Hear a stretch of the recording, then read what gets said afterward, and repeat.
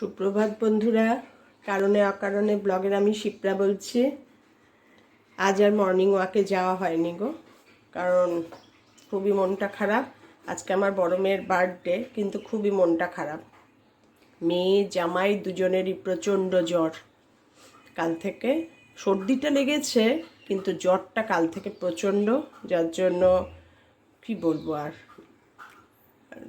এই জন্য বাবান আমার কাছে, কারণ বাবানেরও এই জ্বরটা দুবার করে রিল্যাপস করলো। এই ভাইরালটা বলছে ভ্যারিয়েন্ট ফিচার নিয়ে নিয়ে নাকি আসছে, তার জন্য বাবানকে আর ওখানে রাখলাম না।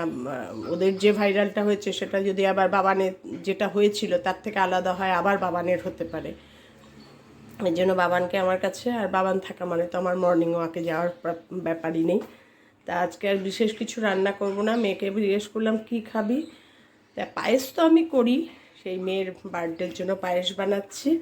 পায়েসটা একটু অন্যরকমভাবে বানাবো বলতে, আমার বড় মেয়েও খুব তাল ভালোবাসে। তা দুধের এই দুধটা ফুটিয়ে চাল দিয়ে দিয়েছি। এই পায়েসটা হবে, তারপরে তালের যে পাল্প করে রেখেছি সেটা সেটাই দিয়ে দেবো। দিয়ে কিভাবে করব তোমাদের দেখাচ্ছি। এই পায়েসটা দিয়েই আজকের দিনটা শুরু করলাম, তাই ভাবলাম তোমাদের সঙ্গে ওটা একটু শেয়ার করি।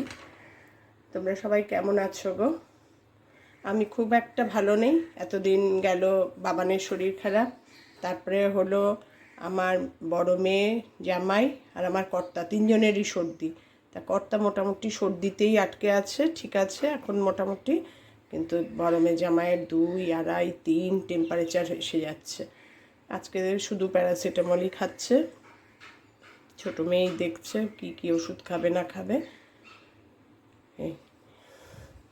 আর একটু পনির করব, পায়েসটা আগে করে নিই, তারপরে পনির করব, তোমাদের সঙ্গে দেখাবো পায়েসটা কি করে করছি। মানে এমনি পায়েস তো যেরকমই হয়, চালটা একটু গোবিন্দভোগ চালটা একটু জল দিয়ে ধুয়ে একটু ঘি মাখিয়ে দুধের মধ্যে দিয়ে দিয়েছি। দিয়ে মনে পড়লো তোমাদের তো দেখালাম না, তোমাদের সঙ্গে একটু শেয়ার করলাম না। পায়েসটা শুরু করে দিলাম, তারপরেই ক্যামেরা এনে আমার এরকমই হয় গো। আর এক একটা জিনিস করতে গিয়ে মনে পড়ে তোমাদের তো দেখালাম না, আবার আরম্ভ করি। তারপরে যেইটুকু বাদ হয়ে যায়। ঠিক আছে, দেখতে থাকো। যখন তালের পাল্পটা দেবো আবার দেখাবো। এখন তো জেনারেল পায়েস সেরমই, তবে আমি বাতাসা দিয়ে করি। মানে শীতকালে হলে যেমন গুড় দিয়ে করি, গরমকালে পায়েস করলে আমি লাল বাতাসা দিই। লাল বাতাসা দিলে দেখতেও ভালো লাগে, একটু লালটি, আর খেতেও দারুণ হয়। একটা সুন্দর বাতাসার গন্ধ হয়।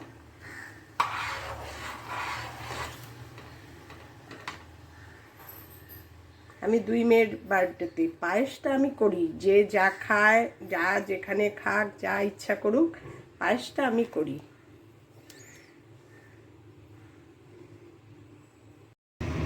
বাবানকে তো স্কুলেও পাঠায়নি, আজকে পুল কারের স্ট্রাইক, সমস্ত প্রাইভেট কারগুলোর স্ট্রাইক। এখন স্ট্রাইক বলে ওর আজকে এক্সাম ছিল, জানো, ইংলিশ এক্সাম ছিল। তা এখন মেয়েদের শরীর ভালো না, তাও ঠিক করেছিল গাড়ি করেই গিয়ে পৌঁছে দিয়ে আসবে, আমরা কেউ সঙ্গে থাকবো গাড়িতে। মেয়ে চালাক কি জামাই চালাক, কেউ চালাবে, আমরা থাকবো সঙ্গে, গিয়ে ওকে পৌঁছে দিয়ে আসবো স্কুলে। কিন্তু রাত্রি 10:30টার সময় স্কুল থেকে মেসেজ এসছে আজকে এক্সামও পোস্টপন্ড হয়েছে। যখন এক্সাম পোস্টপন্ড হয়েছে তখন মেয়ে বললো তাহলে আর ওকে আজকে স্কুল পাঠানোর দরকার নেই, ও বাড়িতেই থাক, রেস্টও নিক। আর আমাদের তো সম্ভবই না। এই হচ্ছে কারেন্ট স্ট্যাটাস আমাদের। যার জন্য বাবান ঘুমাচ্ছে। বাবান বাড়ি থাকা মানে তো আমার মর্নিং ওয়াক হবে না। বাবানকে তুলব। মেয়েটার এই সপ্তাহে 2-3 দিন স্কুল কামাই হয়ে গেল। কি করব, শরীর ভালো না থাকলে তো আজকে, কিন্তু কালকে রাত্রে খুব কাঁদছিল, আমি স্কুল যাবই। আর যেহেতু এক্সাম পোস্টপন্ড হয়েছে, অনেকেই আসবে না, ম্যাক্সিমাম স্টুডেন্টই তো পুলকার, বাস চিলড্রেন, গার্জিয়ান চিলড্রেন ওদের খুব কম, মানে বাস চিলড্রেনের তুলনায় কম, সেই জন্যই আসবে না, অনেকেই আসবে না। সেইভাবে আজকে পড়াশোনাও একটু কম হবে, তাই না? মানে তুমিও রেস্ট নাও, বাড়িতে পড়ো, আমি যাবো। ভেউ করে কেঁদে দিয়েছে। বাবানের এই হাব ভাব চালচলন দেখলে না আমার মেয়েদের ছোটোবেলার কথা মনে পড়ে। মেয়েরাও এরকম ছিল। কোনো কারণে যদি বলতাম আজকে স্কুল পাঠাবো না, ব্যাস শরীর খারাপ লাগলেও বলতো না, স্কুল চলে যেত।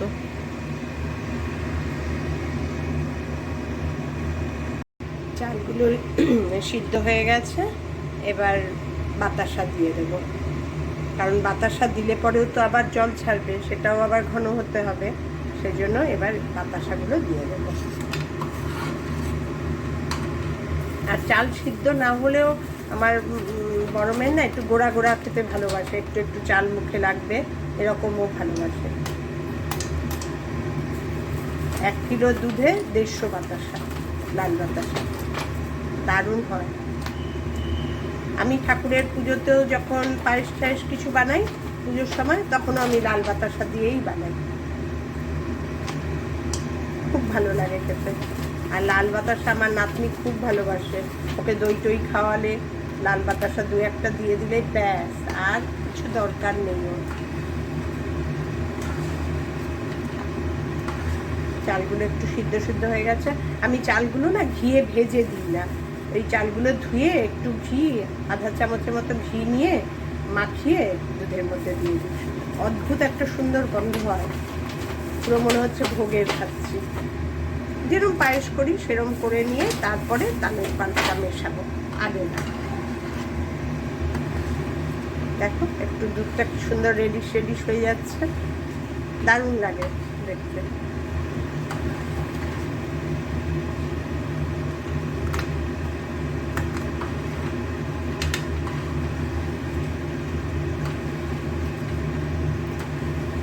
এই তালের ক্ষীরটা এত ভাল লাগে না, তাল পায়েসটা এত ভাল লাগে খেতে। এটা মানে বছরে একবার, আগে তো প্রচুর দিন করতাম, 2-3 দিন হতো। এখন যেহেতু আমরা খাই না, কর্তাও খায় না, এই জন্য বেশি করি না। আর কেউ ভালোবাসে না, আমরা 3জনই ভালোবাসি, বড় মেয়ে, আমি আর আমার কর্তা 3জনই খাই। তার 2জনই খাই না। আর বড় মেয়ের প্রচণ্ড মিষ্টি যেন না নেশা, ভীষণ মিষ্টি খেতে ভালোবাসে, ওর জন্য বেশি একটা করি না, করলে ব্যাস খুব মিষ্টি, একদম আমাকে ডুপ্লিকেট।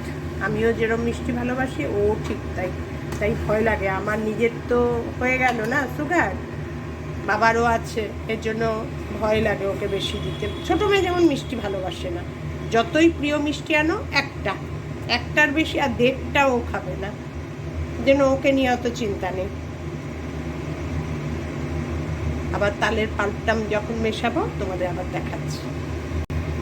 পায়েস হয়ে গেছে, একটু নামিয়ে রাখলাম তালের পাল্প দেওয়ার আগে। এবার এর মধ্যে তালের পাল্প মেশাবো।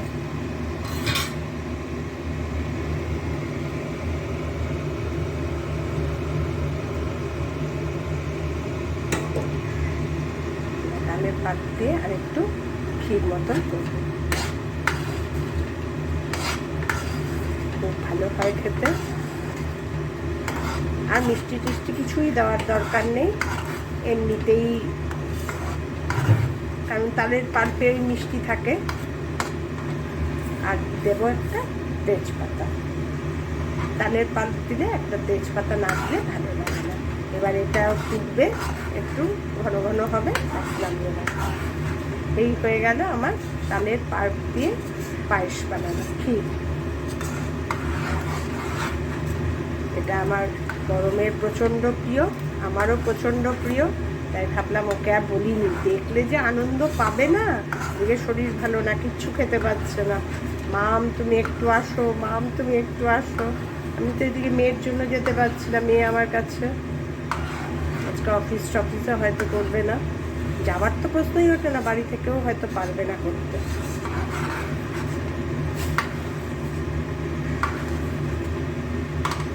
তালের ক্ষীর বানিয়ে, মানে তাল দিয়ে পায়েস দেখিয়ে তোমাদের আজকে ভিডিওটা শেষ করলাম।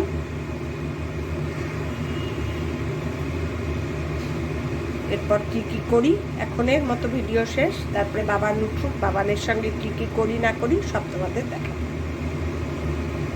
আমার তালের পাল্প দিয়ে পায়েস বানানো কমপ্লিট। তোমরাও একবার এইভাবে বানিয়ে খেও, যারা তাল খুব ভালোবাসো। আদারওয়াইজ নট, কারণ আমার ছোটো মেয়ে একদম তাল ভালোবাসে না, এর জন্য ওর জন্যেই মেনলি আমি নামিয়ে রাখলাম। পনিরটা রান্না করব কি করে, আজকে পনিরটা একটু অন্যরকমভাবে করব। কি বলো তো, আলু দেব আর জিরে আদা বাটা দিয়ে পাতলা ঝোল টাইপের করব, খুব মানে রিচ করব না, শরীরটা ভালো না তো। আর আমরা ম্যাক্সিমাম আমাদের এখানে লোকাল ঠাকুরিয়া তারকনাথের পনিরটাই আমরা বেশি খাই, খুব ভালো। আগে খেতাম আমুলের, এখন আমুলের থেকেও তারকনাথের পনিরটা একটা অন্যরকম মালাই মালাই গন্ধ, খুব সুন্দর খেতে। যার জন্য এখন এই 500 পনির করব রান্না, তোমাদের দেখাচ্ছি। তেলের মধ্যে হালকা করে পনিরগুলো ভেজে নেব। আমি যেরকম পনিরই করি, পনিরের পিস একটু বড় বড়ই করি, নাহলে না আমার ভালো লাগে না। খুব একটা কড়া করে ভাজবো না, আবার একদম এদিক ওদিক করেও করবো না, একটু ভেজে নেব। পনিরগুলো ভাজা হচ্ছে, এই যে একবার ভেজে তুলে নিয়েছি। খুব কড়াও ভাজে না, আবার একদম হালকাও না। আর একটু আলু দেব, আলু দিলে কী বলো তো, ঝোলটা একটু মাখো মাখো টাইপ হয়, ভালো লাগে। পনিরগুলো সব ভেজে তুলে নিয়েছি, এবার ফোড়নে দেব সাদা জিরে, দেব একটু গরম মশলা, গরম মশলার মধ্যে এই দারচিনি আর এলাচ, আর কিছু না। গ্যাসটা একটু সিম করে রেখেছি, আর দিয়ে দেবো একটু হিং এই তেলের মধ্যে দিয়ে। এবার আলু দেব, আলুগুলো ভাজবো। এবার আলুগুলো ছেড়ে দেবো, গ্যাসটা বাড়িয়ে দেবো। হিং দিয়ে বেশিক্ষণ তো রাখা যায় না, হিং যদি পুড়ে যায় তিতো হয়ে যাবে। আলুগুলো সব দিয়ে দিলাম।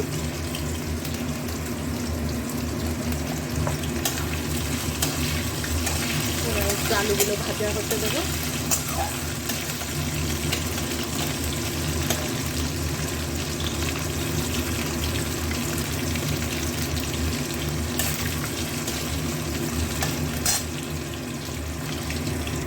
এবার দিয়ে দেবো আদা আর কাঁচা লঙ্কা বাটা। আদাটা গ্রেটারে করে রেখেছি, আর কাঁচা লঙ্কাটা একটু থেতো করে দিয়েছি। এবার একটা পেস্ট বানাবো, ধনে জিরে গুঁড়ো, হলুদের গুঁড়ো আর একটু কাশ্মীরি লঙ্কা গুঁড়ো। এবার দিয়ে দেবো একটু নুন, নুনই দিইনি, ভুলেই গেছিলাম নুন। আমি নুনটা সবসময় ভাজাই দিই তো, তাই জন্যই হচ্ছে, ভুলে গেছিলাম। একটু হলেও তো আমার কর্তা খাবে, ভাজায় দিলে অতটা অপকার হয় না বলে। দিয়ে দেবো এই পেস্টটা যে বানিয়ে রেখেছি, ধনে জিরে গুঁড়ো, হলুদের গুঁড়ো আর কাশ্মীরি লঙ্কার গুঁড়ো দিয়ে দেবো।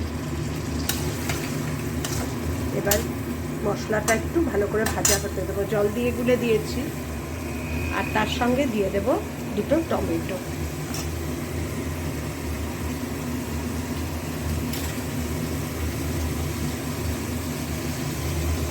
এবার একটু ঢেকে দেবো, মশলাটা একটু ভাজা ভাজাও হোক, টমেটোটাও একটু সিদ্ধ হোক, সব কিছু মিলিয়ে।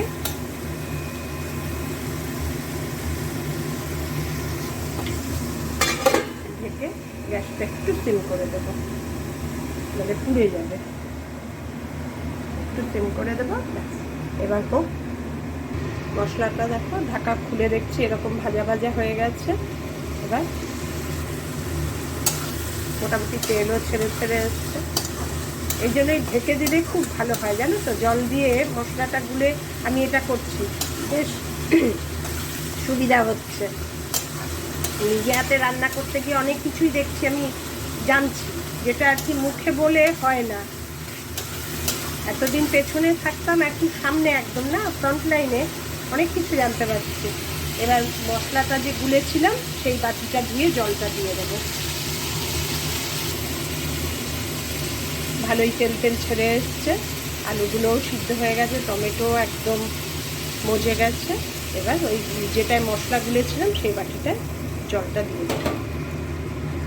আর একটুও ঝোল দিতে হবে একদম, নালে আলু দিয়েছি তো একদম ঝোল মাখো মাখো হয়ে যাবে। মাখো মাখো হলে আবার এই সবজিটা ভালো লাগবে না। ঝোল দিয়ে দিয়েছি, ঝোলটা এবার ফুটে উঠছে দেখো অল্প অল্প। এবার পনিরগুলো সব ছেড়ে দেবো, দিয়ে একটা উতলান উঠলে সিম করে ঢেকে রেখে দেবো। আর নামাবো যখন একটু ওপরে ঘি ছড়িয়ে নামিয়ে নেবো। আজকে দিনের খাওয়া তো এর জন্য একটু ঘিটি দিচ্ছি, মানে ঘিটি দিই না, ঘি দেখলেই 2 মেয়ে ঘি দিয়েছো ব্যাস, এই জন্য ঘি দিই না। আজকে যেহেতু বার্থডের দিনের রান্না করছি সেজন্য কিছু বলবে না। আর দেখো নিরামিষ তরকারিতে একটু ঘি গরম মশলা না দিলে ভালোও লাগে না, জানো তো। এবার পনিরগুলো সব ছেড়ে দেবে, হালকা করে ভেজে রাখা পনিরগুলো সব ছেড়ে এবার উতলাতে দেবো, দিয়ে গ্যাসটা সিম করে ঢেকে রেখে দেবো পনিরগুলো। এইভাবে একবার বানিয়ে খাও, খুব ভাল লাগে।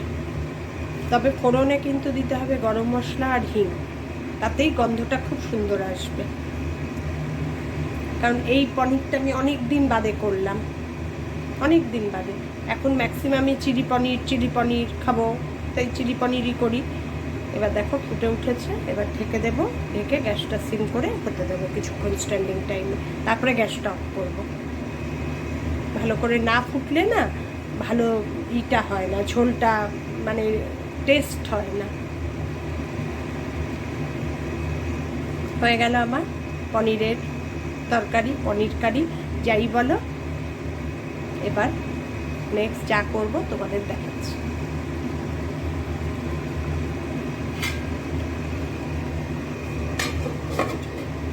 এবার থেকে গ্যাসটা সিম করে হোক কিছুক্ষণ।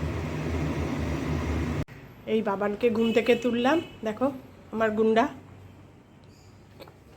বাবান গুড মর্নিং বলো একটু। Good morning. বলছে মামের কাছে আজকে যাব না। আমি বললাম না, আজকে আর যাবে না, 3 দিন না থাকলেই অতটা চিন্তা নেই আজকের দিনটা, কালকে তো সকালবেলায় ভায়োলিন ক্লাস আছে। ঠিক আছে, এবার বাবানকে একটু রেডি করাই, ব্রাশ করিয়ে জল খাওয়াবো। ওকে তো না বললে ও নিয়ে বসেই থাকবে। বাবানকে এখন স্নানটা করাবো, বাজে এখন সকাল 11:30 বাজে। বাবানকে স্নানটা করিয়ে দিই, আজকে একটু শ্যাম্পু করিয়ে স্নান করাবো। প্রচণ্ড মাথাটা আঠা হচ্ছে। বাবানের নিউ হেয়ার কাট দেখেছো তো, ওর একটু চুল বড় হলেই সর্দি লাগা শুরু হয়ে যায়। সে হাবিব থেকে গিয়ে ওর পাপাই গিয়ে কাটিয়ে নিয়ে এসছে। ঠিক আছে,